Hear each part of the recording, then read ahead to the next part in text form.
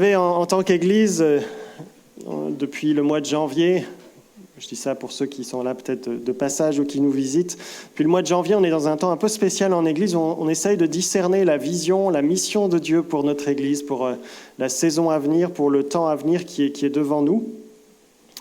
Et depuis janvier, pour essayer de comprendre quelle est la volonté de Dieu, chaque mois, on suit un thème avec ce mot acte, A-C-T-E-S. Le mois de janvier, c'était le A, l'adoration. Le mois de février, c'était le C, la communion fraternelle. Et au mois de mars, qui se termine aujourd'hui, c'est le T de témoignage. Oui, en fait, il y a pas besoin de retour, je crois. Tu peux couper les retours, c'est ça qui l'arsène. Merci. Voilà, donc le mois de mars, c'est le témoignage, comme T. Et on a eu un mois assez chargé sur ce thème-là. Il y a beaucoup de choses qui ont été dites, qui ont été vécues. On a accueilli le premier dimanche de mars la mission Juifs pour Jésus. On veut penser aussi à eux. Vous savez ils étaient victimes un peu d'un tag antisémite sur la devanture de leur local cette semaine. J'ai envoyé un mot à Josué Turnil, le directeur de Juifs pour Jésus, qui était là il y a quelques semaines, qui nous a apporté la prédication pour transmettre toute notre amitié et qu'on priait pour eux. Et c'est vrai qu'on a été interpellés parce que on est appelé à témoigner aussi de Yeshua, le Messie d'Israël, auprès des Juifs aussi. Et c'est même une priorité. Et puis on a eu d'autres intervenants. La semaine dernière, on avait Francis Dognon qui nous a interpellés sur les différents rôles qu'on peut jouer dans la mission, sur l'importance de faire des disciples et pas seulement d'être des disciples, mais des disciples qui font des disciples. Et puis je crois qu'hier, il y en a, on les entendra peut-être tout à l'heure, un ou l'autre témoigner qui ont été aussi à cette journée de formation sur le témoignage. Il y a beaucoup de choses qui ont été dites et vécues, beaucoup d'idées. Et en arrivant à la fin de ce mois, je me disais, mais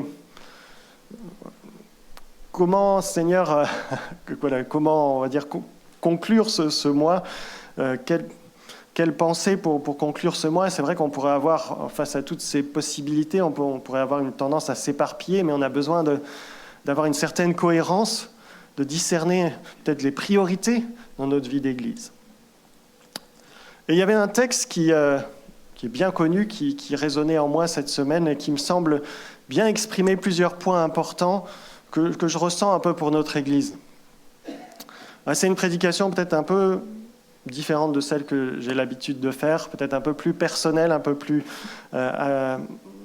spécifique, mais voilà, j'avais à cœur ce texte, un texte bien connu qu'on trouve dans l'évangile de Matthieu, au chapitre 9, et c'est les derniers versets de ce chapitre. Alors j'ai volontairement proposé ma traduction à moi, parce que pour attirer votre attention sur des mots un peu bizarres dans le texte en grec, et sur lequel on ne fait plus forcément attention, c'est un texte qui est bien connu, et à force de le citer, parfois on ne fait pas attention à ces mots un peu étonnants.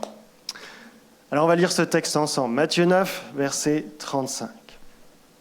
Jésus parcourait toutes les villes et tous les villages. Il enseignait dans leurs synagogues, il proclamait la bonne nouvelle du règne et il guérissait toute maladie et toute infirmité. En voyant les foules, il fut pris aux tripes, car ces gens étaient écorchés et délaissés, comme des brebis qui n'ont pas de berger.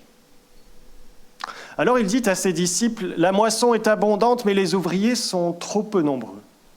Priez donc le Seigneur de la moisson, afin qu'il dépêche des ouvriers pour sa moisson. »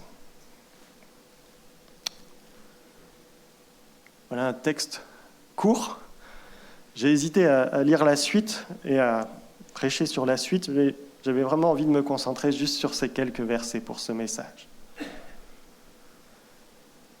Le premier verset qu'on a lu, verset 35, c'est en fait un résumé de tout ce qui est avant dans l'évangile de Matthieu, des chapitres 5 à 9 de l'évangile de Matthieu.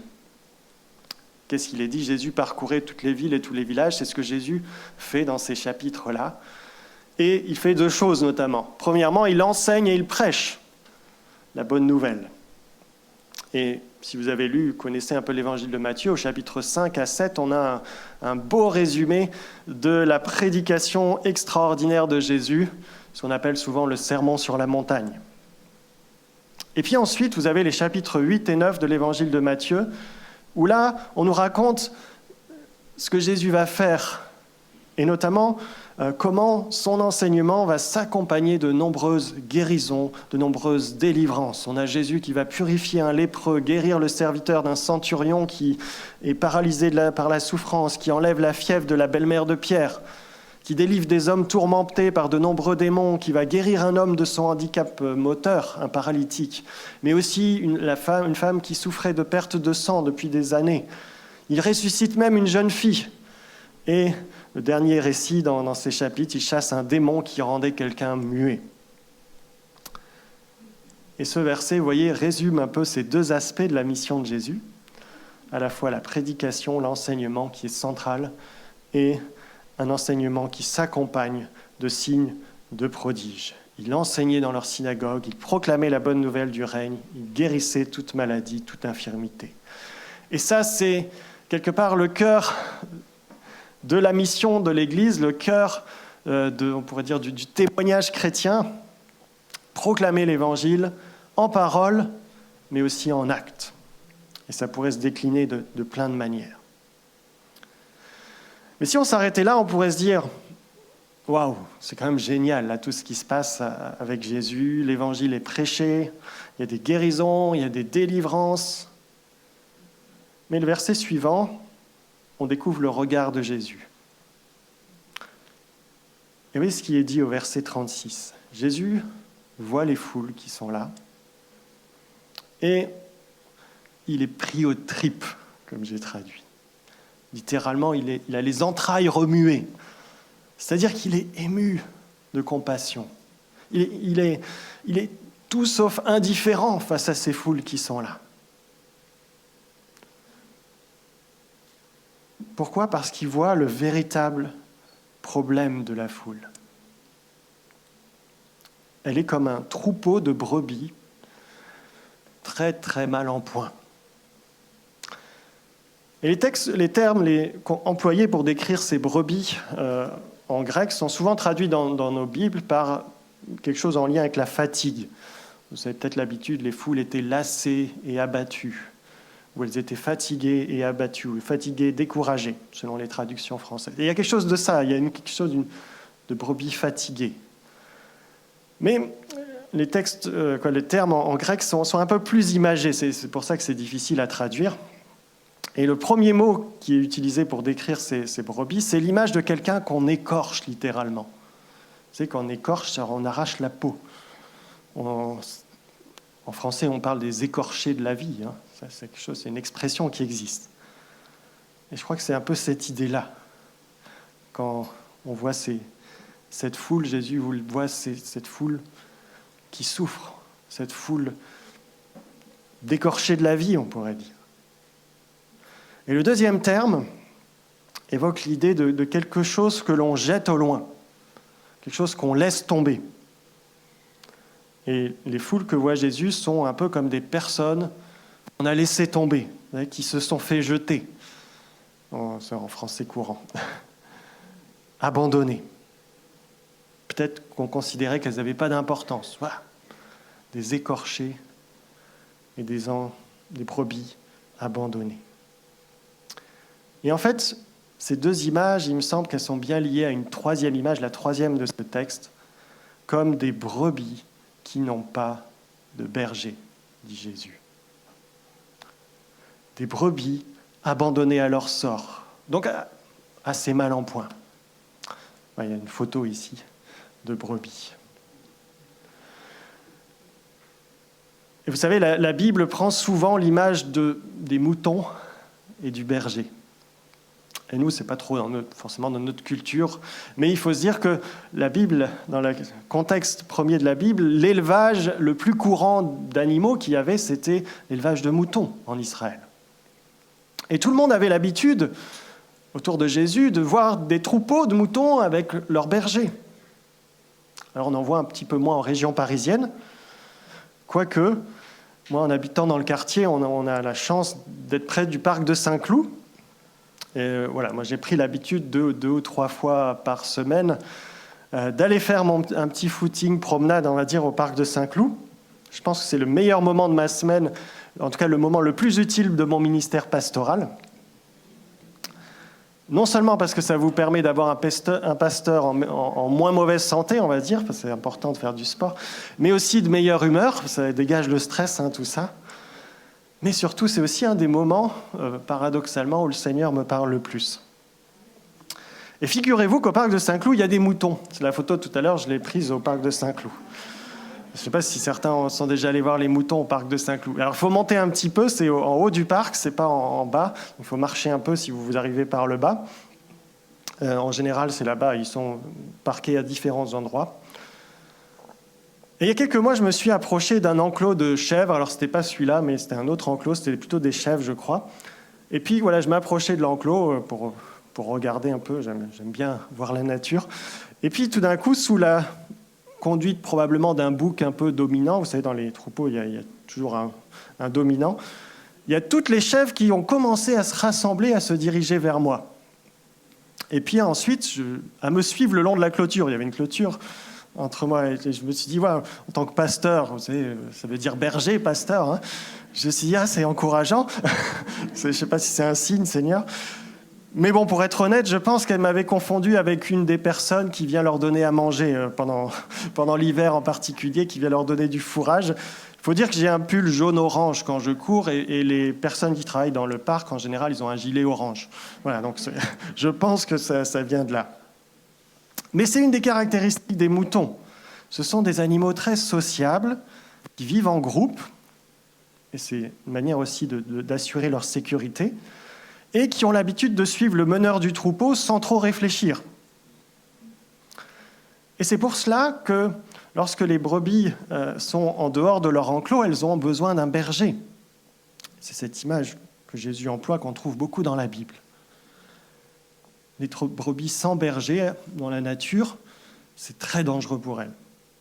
Un berger qui va non seulement les mener vers les prés verts, les prés bien verts, où elles pourront se nourrir, les brebis pourront se nourrir. Un berger qui regroupe aussi les brebis et qui les protège des attaques des prédateurs, des loups, en particulier dans le contexte d'Israël à l'époque.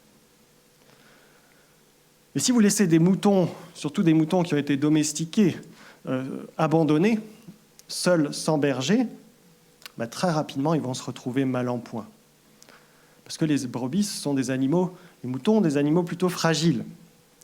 Elles pourraient être écorchées, notamment, parce qu'elles se sont aventurées dans des lieux dangereux, qu'elles sont tombées dans un trou, qu'elles sont allées se frotter aux ronces, aux épines.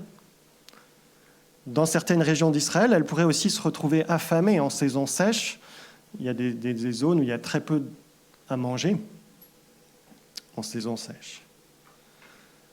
Et c'est cette image-là, vous voyez, que Jésus a lorsqu'il voit les foules qui viennent à lui. Des foules de personnes mal en point. Des foules attaquées par le diable et ses loups démoniaques. Mais ce que Jésus y voit, c'est que le cœur du problème, c'est pas leur maladie physique, pas les attaques du diable. Ça, c'est que des symptômes. Le cœur de leur problème, c'est qu'elles n'ont pas de berger. Et en pensant à ce verset, je me suis dit, c'est quand même probablement une belle image aussi de notre société. Vous savez, en rentrant en France, après quelques années à Madagascar, j'ai essayé de comprendre un peu mon pays, la France. Alors, j'ai vécu que peut-être un peu plus de 5 ans à Madagascar. Mais en rentrant, j'avais du mal à comprendre un peu la France dans laquelle j'ai grandi. Alors, je ne sais pas si c'est le pays a tant changé ou si c'est mon regard plutôt. Je crois que c'est ça qui a changé quand vous allez vivre à l'étranger. Bon, il y avait le Covid aussi qui était passé entre-temps. Je pense qu'il y a des choses qui ont changé dans la société. Alors, il faut dire aussi que le contexte ici à Boulogne, de la région parisienne, c'est quelque chose qui était nouveau aussi pour moi. Et moi qui ai grandi en province, qui ai toujours vécu, je suis plus un provincial, Et il fallait aussi comprendre un peu ce contexte très particulier. Mais quelque part, en rentrant et en vivant aussi cette vie d'église avec vous, je suis frappé par le mal-être de notre société. Je suis impressionné par le nombre de personnes qui ne vont pas bien. Des personnes écorchées par la souffrance de la vie. Des personnes esseulées aussi, comme abandonnées. Des fois parce qu'elles se sont fâchées avec tout le monde, mais parfois aussi, elles se sont fait jeter. Et souvent les deux. Des brebis seules, abandonnées. Et pourtant, après avoir vécu à Madagascar, je peux vous dire que nous sommes extrêmement, en tout cas sur le papier, bien soignés dans notre pays. On est quand même parmi les plus privilégiés dans le monde. Je ne sais pas si on réalise ça, mais quand vous vivez dans un des pays les plus pauvres du monde, vous vous en rendez très vite compte. On a un système médical qui est très performant, on a des spécialistes en tout genre, on a des psychiatres, des psychologues, des coachs à tous les coins de rue, surtout à Boulogne.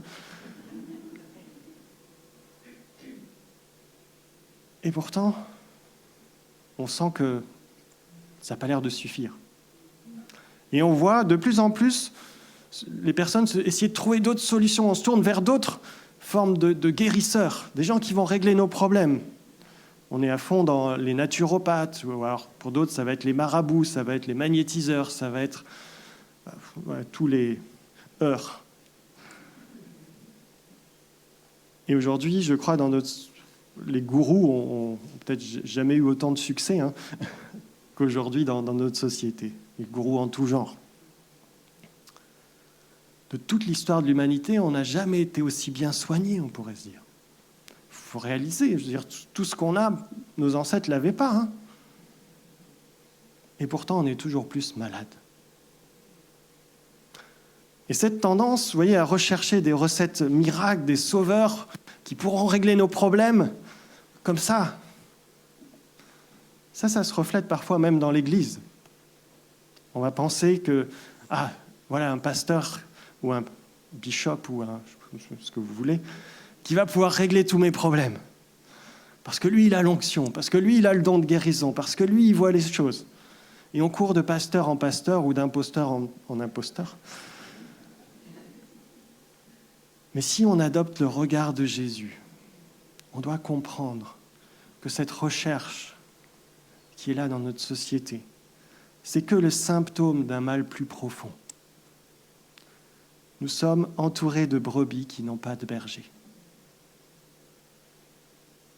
Et ça se reflète aussi, par exemple, dans la quête de notre société pour des modèles, pour des personnes à suivre. Vous savez, sur les réseaux, on va suivre certaines personnes, on va admirer ceux qui exposent leur vie sur Instagram. Et puis parfois, on espère, mais de moins en moins, je crois, dans notre société, un chef peut-être politique qui pourra régler tous nos problèmes, qui pourra faire que la France aille bien, que tout le monde soit riche, personne ne déprime. Et on est généralement vite déçus parce que les dirigeants politiques, ce sont des êtres humains. Et le résultat, c'est que notre société est un peu plus, toujours plus comme le Parlement français, de plus en plus divisé, de plus en plus dispersé. Il y a un auteur, je ne sais pas si certains en connaissent, qui s'appelle Jérôme Fourquet, qui est un analyste un peu de la société française, qui a écrit un livre qui s'appelle « L'archipel français ». Et il dit, voilà, la France est aujourd'hui devenue et de plus en plus comme un archipel. Vous savez ce que c'est un archipel ? C'est un ensemble d'îles séparées les unes des autres. Et la société est de plus en plus, il se base sur différentes statistiques, de plus en plus éclatée, de plus en plus divisée. Les élites comprennent de moins en moins ceux qui sont moins privilégiés, inversement. Entre personnes d'origines différentes, de religions différentes, de cultures différentes, il y a une tendance à s'isoler qui se renforce. On forme des groupes entre soi, entre ceux qui ont les mêmes idées, les mêmes convictions. Et on a du mal à se comprendre entre ces groupes. Alors c'est quelque chose qui a toujours existé, on va dire, qui fait partie un peu de la tendance humaine et dans notre société aussi, mais qui semble un peu se renforcer ces derniers temps. Le troupeau français est de plus en plus dispersé, divisé. Et vous voyez cette image de Jésus, je crois qu'elle devrait nous interpeller. Est-ce que nous pouvons lever les yeux vers les foules qui nous entourent et les voir avec le regard de Jésus? Comme des brebis écorchées, abandonnées, des brebis qui n'ont pas de berger. Et au-delà du constat, ma prière pour nous ce matin, et pour moi en premier, je crois, c'est celle-ci. Seigneur, donne-moi ton cœur de compassion. Seigneur, ne me laisse pas indifférent face à cette situation.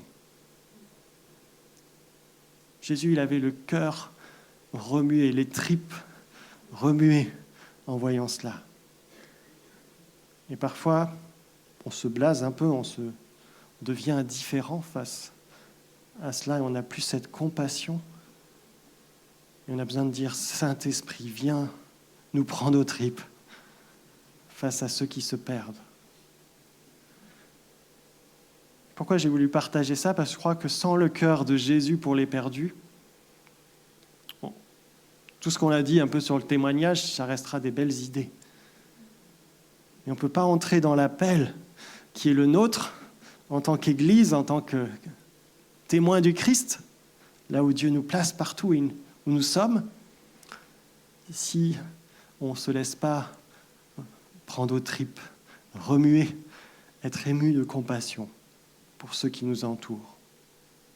On va pouvoir mettre en place des programmes d'évangélisation, mais si on ne se laisse pas remuer au plus profond de nous par la compassion, par l'amour du Christ pour les perdus, alors autant rentrer chez soi à scroller sur son smartphone en regardant des vidéos de chats. C'est la base, le point de départ. Et en terminant ce mois, j'avais à cœur de retourner vers cela. On a besoin de se laisser émouvoir, toucher par ceux qui se perdent autour de nous. Et lorsqu'on se laisse émouvoir, lorsqu'on se laisse toucher, lorsqu'on adopte le regard de Dieu sur les perdus, on comprend que derrière tout ce qu'on voit, il y a un problème plus profond. Le problème, ce n'est pas la maladie, ce n'est pas le mal-être, la dépression, les mariages brisés, les familles explosées. Ça, ce n'est pas le problème central. Ça, ce sont les symptômes. Le cœur du problème, c'est que les foules n'ont pas de berger. Vous pouvez soigner une brebis écorchée, Vous pouvez accompagner une brebis esseulée. Vous pouvez prier pour leur guérison, voir des miracles. C'est des bonnes choses. Mais tant que vous ne les aurez pas ramenés vers le berger, vous passerez à côté de leur problème numéro 1. Alors qui est donc ce berger dont parle Jésus? Ce n'est pas un guérisseur, ce n'est pas un politicien, ce n'est pas un pasteur, ce n'est pas un prophète ou un apôtre. Dans l'Ancien Testament, vous savez, on a plusieurs passages qui évoquent le peuple d'Israël qui est comme un troupeau de moutons sans berger. Et pourtant, ils ont eu le berger, c'est l'image des rois en général, des chefs. Ils ont été conduits par le roi David, par le roi Salomon, par d'autres rois. Et pourtant, les prophètes font ce constat, Israël se retrouve comme un troupeau errant, fatigué, dispersé. Et tout ce qu'on voit dans l'Ancien Testament, c'est qu'il y a un berger, un autre berger qui doit venir. Un berger qui a reçu l'onction de Dieu, qui va être ce roi pour l'éternité. Et ce berger, la Bible nous le présente comme étant Jésus. Jésus le Christ. Le Christ, vous savez ce que ça veut dire? Le Christ, c'est le Messie, c'est celui qui a reçu l'onction, c'est le roi qui a reçu l'onction. Et le seul berger qui est à la fois Dieu et homme, c'est Jésus. C'est le seul divin berger. Et parce qu'il est Dieu et pas seulement homme, c'est un berger qui peut connaître les attentes les plus profondes de notre cœur. C'est lui qui nous a créés. C'est un berger qui sait nous conduire près des eaux paisibles et des verts pâturages parce qu'il sait mieux que quiconque ce dont nous avons besoin. Un berger, nous dit la Bible, qui donne sa vie pour ses brebis. Pas un berger méchant, un berger qui aime profondément ses brebis. jusqu'à donner sa propre vie pour nous sauver. C'est ça qui est un peu paradoxal dans la Bible, c'est que Jésus, il a à la fois le berger et l'agneau immolé. Mais bon, c'est des images, hein. Comprenez ? C'est lui, le seul et unique bon berger. C'est vers lui que nous sommes appelés à attirer l'attention des brebis qui se perdent, qui sont écorchées, qui sont abandonnées, qui sont esseulées. Notre rôle, c'est d'amener vers le berger, de attirer l'attention de ceux qui se perdent vers le berger, auprès de toutes ces brebis qui jonchent nos gris voisinages. Ça, c'est le cœur du message de l'Évangile. Comme le dit le verset 35, Jésus est venu proclamer la bonne nouvelle du règne, ou du royaume parfois comme on traduit, mais j'aime mieux le terme règne, parce que c'est pas seulement un lieu, c'est une personne qui règne. C'est le mot bonne nouvelle, c'est le mot en grec qui correspond à évangile, évangélion, qui a donné évangile en français. Jésus prêche l'évangile du règne, la bonne nouvelle du règne. Et cette bonne nouvelle a donc pour cœur un règne. Le règne de qui ? De Dieu, qui vient se manifester en Jésus, qui est le roi berger par excellence. Un roi qui donne sa vie pour nous sauver, pour ses sujets. Le règne d'un roi berger saisi aux tripes face à la détresse des foules de brebis perdues. Et si Jésus guérit les malades, délivre les opprimés, c'est parce que c'est aussi là des signes qui viennent apporter quelque chose de plus profond, une guérison encore plus profonde, une délivrance encore plus grande qu'il est en train d'apporter ici à ceux qui viennent à lui. Des signes de ce que Jésus est bien celui qui vient amener le règne de Dieu sur la terre. Que ton règne vienne sur la terre comme au ciel. Oui, Seigneur, que tu puisses nous donner, et c'est ma prière ce matin, nous donner ton cœur, ta vision pour les perdus. On peut parler de programme ou d'autres choses, mais si on n'a pas le cœur de Jésus et sa vision sur les foules, la mission, quelque part, on passe à côté de l'essentiel. Donne-nous ta passion, donne-nous ta compassion. Ça, c'est le premier point de ma prédication. Rassurez-vous, il n'y en aura que 2. Deuxième point, et c'est la deuxième partie du texte qu'on a lu qui me semblait aussi très pertinent pour notre Église. La moisson est abondante, dit Jésus. La moisson est abondante, mais les ouvriers sont trop peu nombreux. Priez donc le Seigneur de la moisson, afin qu'il dépêche des ouvriers pour sa moisson.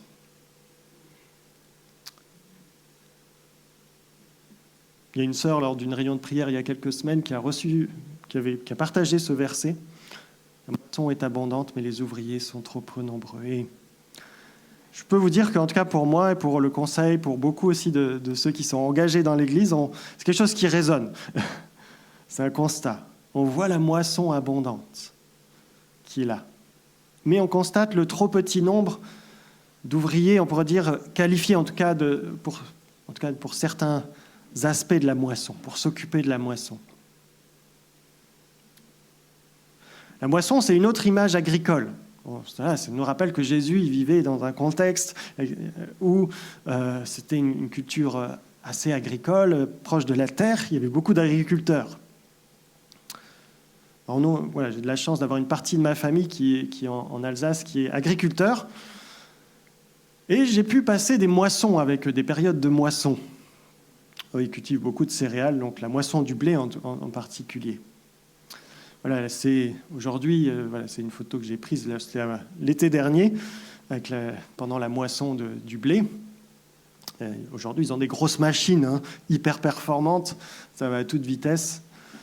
Si vous regardez bien, non mais vous ne verrez pas, mais dans la machine, là, il y a Ève qui est assise à côté de mon oncle. Mais voilà, il faudrait zoomer un peu. Elle pourra vous raconter si vous voulez. Ève, notre fille. Mais voilà, même avec ces machines qui font un travail très rapide, moi, j'ai pu voir, en étant dans la famille, que quand les champs de blé sont mûrs, il y a une certaine urgence, il y a une certaine excitation, il faut y aller là, il n'y a pas de temps à perdre. C'est maintenant qu'il faut récolter la moisson. C'est maintenant qu'elle est mûre. Et si vous moissonnez trop tôt, votre blé, il n'aura pas grand-chose à tirer, vous n'aurez pas beaucoup de farine avec votre blé. Vous ne pouvez pas moissonner un mois plus tôt, si ce n'est pas mûr. Mais si vous moissonnez trop tard, si vous tardez trop, votre blé il peut pourrir. Et là, ça ne vaut plus grand-chose. Et tout votre travail, parce qu'il y a du travail derrière pour que le blé en arrive là, ça aurait été en vain. Alors à l'époque de Jésus, on n'avait pas des grosses machines comme ces moissonneuses-batteuses, mais on moissonnait les champs à la main avec une faucille. Et il faut se réaliser que dans une région donnée, en général, les champs ils étaient mûrs tous en même temps.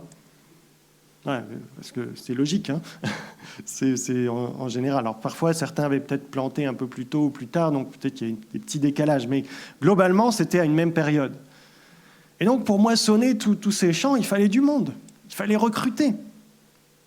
Et c'était urgent. C'était pas bon, c'est pas grave, on va moissonner le mois prochain. Non, il faut moissonner maintenant. Et cette urgence se reflète aussi dans le texte qui est là avec le verbe grec qu'on traduit souvent par envoyer. Priez le Seigneur de la moisson d'envoyer des ouvriers dans la moisson. C'est comme ça qu'on connaît le texte en général. Et en fait, le verbe qui est utilisé ici, ce n'est pas le verbe courant pour dire envoyer, c'est plutôt un verbe qui a le sens de jeter, de chasser, de balancer. Il faut prier pour que le maître il balance des ouvriers dans la moisson. Vous voyez, c'est un verbe qui montre qu'il faut c'est urgent. Et c'est pour ça que j'ai traduit prier donc le Seigneur de la moisson afin qu'il dépêche des ouvriers pour sa moisson. Le verbe dépêcher en français, c'est celui aussi de recruter, mais de façon un peu urgente. Il y a une urgence. Et honnêtement, en tant que pasteur, je sens qu'il y a une urgence pour nous actuellement. Parce que le Seigneur nous amène de plus en plus de personnes, on est reconnaissant. Il y a des demandes de baptême, en tout cas des personnes qui réfléchissent au baptême parmi nous, qui viennent nous voir. Il y a de plus en plus, on pourrait dire, de brebis dont il faut prendre soin. Des brebis pas toujours en bonne santé aussi, qu'il faut conduire vers le divin berger. Parfois, ça prend du temps, de l'accompagnement. Des brebis pas toujours bien nourries spirituellement, qu'il faut conduire vers la parole de Dieu, vers les pâturages de la parole de Dieu. Et il y a du travail. Alors, ce qui est réjouissant, c'est qu'on a des bonnes volontés parmi nous.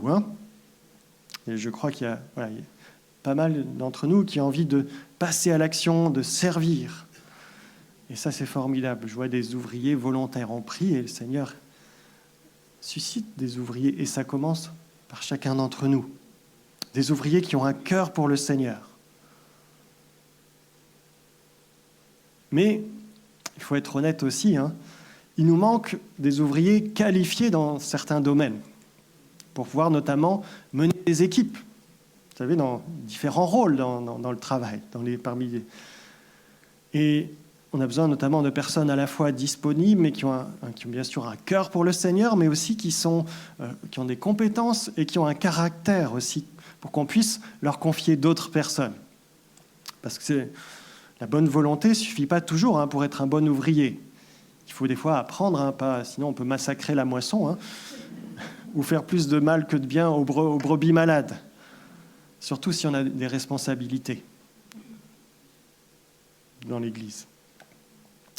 Et il y a ce sentiment qu'on a de dire « Seigneur, envoie-nous des ouvriers qualifiés pour cette saison. On a besoin. » Et puis voilà, il y a je vous partage aussi des choses comme ça, un peu j'ai sur le cœur, mais on a la chance, vous savez, d'avoir des grands et des beaux locaux ici. Mais ces locaux, c'est aussi une charge de travail importante. Il faut en prendre soin, il faut faire des devis. Quand il y a quelque chose qui ne fonctionne pas, on a notre centrale de traitement d'air depuis longtemps qui ne fonctionne pas bien, il y a des choses à faire. Il faut négocier des contrats d'entretien, vous avez des contrôles de sécurité au niveau incendie, au niveau électricité, l'ascenseur qu'on a, des choses qui sont faites régulièrement. Et on a même aussi un procès en cours parce que l'isolation phonique de ces bâtiments n'a pas été faite correctement lorsqu'ils ont été construits. Et Et donc on a un procès avec les copropriétaires au-dessus et contre le constructeur. Et c'est pour ça d'ailleurs qu'on n'a pas de batterie, vous voyez ici, où on n'a pas le droit même d'un petit tam-tam, parce que sinon, voilà, le bâtiment fait que tout ça, ça monte dans les étages. Et c'est pour ça que vous avez un petit bonhomme là-bas qui fait des fois, qui est vert, qui sourit ou qui fait la tête. Quand vous commencez à applaudir, voilà, en général, il fait la tête. C'est assez paradoxal, mais c'est un décibélomètre, c'est pour le niveau sonore. Voilà, vous inquiétez pas donc s'il fait la tête quand vous applaudissez. Mais tout ça, vous voyez, il y a du travail derrière, il y a des choses à suivre, des dossiers importants, des décisions qu'on va devoir prendre en tant qu'Église aussi probablement dans ces prochaines années. Et il y a du boulot. Mais vous voyez, ce genre de choses, c'est pas, je veux dire, il y en a besoin aussi d'ouvriers qualifiés qui ont du temps pour faire tout cela. Alors qu'est-ce qu'on doit faire ? Le Seigneur nous le dit, priez le Seigneur de la moisson, de dépêcher des ouvriers dans la moisson. Parce que oui, ce n'est pas notre moisson, c'est la moisson de qui ? Du Seigneur. C'est sa moisson. Alors c'est lui qui doit se charger de recruter, c'est lui le maître. Alors priez mes frères et sœurs, priez pour qu'il se dépêche de dépêcher. Et en particulier pour des ouvriers qualifiés. Alors, prier est une chose, mais vous connaissez certainement la suite du texte, je ne l'ai pas lu, mais si vous lisez, vous pourrez lire à la maison, chapitre 10, c'est juste après. Juste après que Jésus ait dit « Priez pour les ouvriers de la moisson », on nous dit « Jésus appela 12 apôtres qu'il envoie ensuite dans la moisson ». Pourquoi ? Parce que le maître de la moisson, c'est Jésus. Et quand vous lui demandez d'envoyer des ouvriers, il en envoie. Alors il commence par une douzaine dans le texte de l'Évangile, et puis ensuite cette douzaine va en former d'autres, qui vont en former d'autres, et on est là. Et quand nous prions, le Seigneur, vous voyez, envoie des ouvriers. Et j'aimerais juste nous dire, on prie, et je pense que c'est un sujet de prière qu'on a depuis un certain temps en tant qu'Église, mais on prie, mais ensuite. Et je crois qu'il y a deux questions que j'aimerais nous laisser en tant qu'Église par rapport à ce sujet.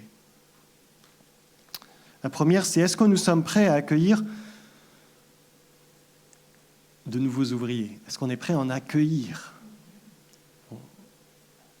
Je sais, si on veut grandir sereinement, il faudra probablement accueillir d'autres ouvriers formés et équipés, peut-être des ministères ou des personnes, voilà, c'est des choses à voir qui viendront constituer une équipe peut-être pastorale plus grande. Et honnêtement, je peux vous dire, moi, je ne peux pas faire convenablement le travail tout seul, surtout si l'Église continue de grandir. Et vous savez, peut-être pour ceux qui ne savent pas, mais le pastorat, ce n'est pas mon appel premier. Dans le sens que je suis enseignant aussi en théologie. Je forme, là ce soir je pars en Suisse. Demain je serai toute la journée dans une école biblique avec des jeunes qui se forment pour être pasteurs, pour le ministère.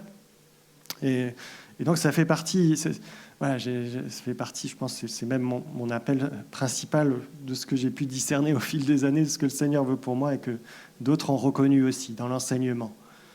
Et vous saviez, quand vous m'aviez choisi comme pasteur, ce n'était pas un secret, c'est quelque chose qui était convenu entre nous.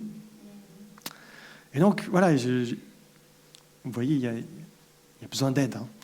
Alors, comment ça va se concrétiser ? Je crois qu'on doit prier et puis discerner aussi ensemble. Peut-être des stagiaires, on a déjà un stagiaire pour quelques mois, là, Jean Beethoven, qui est là pour observer, mais aussi, on l'entendra aussi, on aura l'occasion de l'entendre, je pense, un prochain dimanche. Peut-être un deuxième pasteur, je ne sais pas, rémunéré, peut-être un missionnaire, ou peut-être des ministères plus spécialisés, vous savez, peut-être quelqu'un aussi pour s'occuper du bâtiment, un régisseur. Mais voilà, on a besoin de discerner et qu'on puisse prier pour ça. Et c'est pour ça que je voulais vous le partager. Ce n'est pas juste le conseil ou le pasteur qui réfléchissent à ça, mais qu'ensemble, on puisse porter ça dans la prière. Parce que ce n'est pas seulement prier, mais après, il faut accueillir. Et ça veut dire parfois des efforts aussi financiers, parce qu'il faut quand même, si on accueille des gens qui sont à temps plein dans le ministère, ou même à mi-temps, il faut quand même qu'ils aient de quoi manger, se nourrir, et un toit, comme Jésus dit, il envoie ses ouvriers, et puis il dit, voilà, allez. Et allez, on vous accueille. Et à la fin de chapitre 10, il y a aussi cet encouragement à accueillir ceux qui viennent au nom du Seigneur pour nous encourager, pour nous servir. Mais la dernière chose que j'aimerais nous laisser, c'est est-ce que nous sommes prêts aussi à être des ouvriers pour la moisson? Parce que vous vous rappelez, il y a 2 semaines, ou 3 semaines, je ne sais plus, quand j'ai prêché, j'ai dit, voilà, on est tous impliqués dans le témoignage. On est tous témoins là où le Seigneur nous place. On est tous appelés à être des ouvriers dans la moisson. Mais est-ce qu'on est prêt aussi à se laisser former pour ça? Et je crois que c'est un deuxième enjeu pour notre Église, c'est est-ce qu'on est prêt à se laisser former pour acquérir des compétences, mais je crois qu'il y a aussi souvent, chez beaucoup d'entre nous, et nous tous, besoin de se former au niveau du caractère. Le Seigneur a besoin de former, de façonner notre caractère, et il veut nous façonner. Mais est-ce qu'on est prêt à cela? Prêt à dire, oui, Seigneur, j'ai besoin d'être façonné dans mon caractère pour pouvoir être un ouvrier sur ta moisson qui porte du fruit. Et je crois que c'est vraiment un enjeu pour nous. Alors ça tombe bien parce qu'au mois d'avril, qui commence bientôt, le thème, ça sera l'enseignement. Donc on va parler de la formation, de l'enseignement, comment mettre les priorités dans ce domaine-là. Et puis au mois de mai, le dernier thème, c'est celui du service. Donc voilà, je pense que vous voyez, il y a une certaine logique. Et je crois qu'il y a vraiment quelque chose qu'on ressent dans notre Église, un besoin prioritaire de formation, mais de discernement des dons aussi, pour pouvoir mettre au service et se mettre au service les uns les autres. Amen.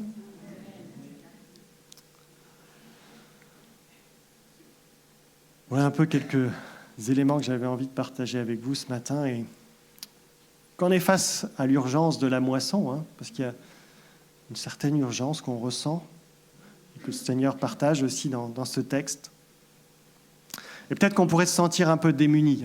Parfois, on peut se dire, ouais, moi, ça m'est arrivé. Des fois, je me sens un peu dépassé. Je dis, Seigneur, j'y arriverai jamais.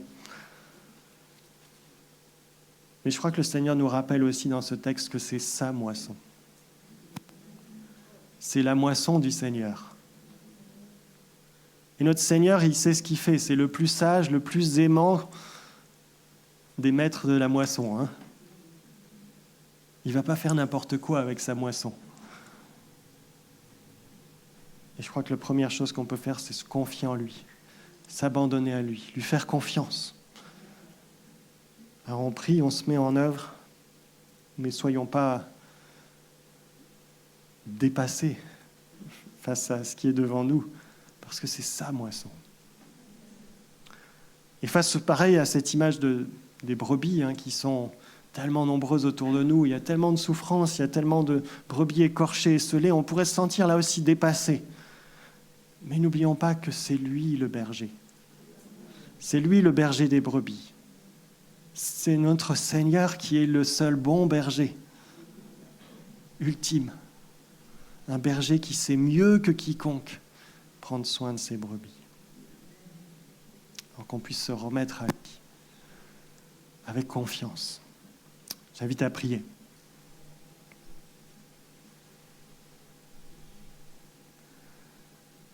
Seigneur, notre Dieu, notre Père, nous te remercions pour ta parole, qui est vivante, qui est toujours d'actualité, même si ces paroles ont été prononcées il y a 2000 ans par toi, Jésus. C'est toujours quelque chose de vrai pour nous aujourd'hui.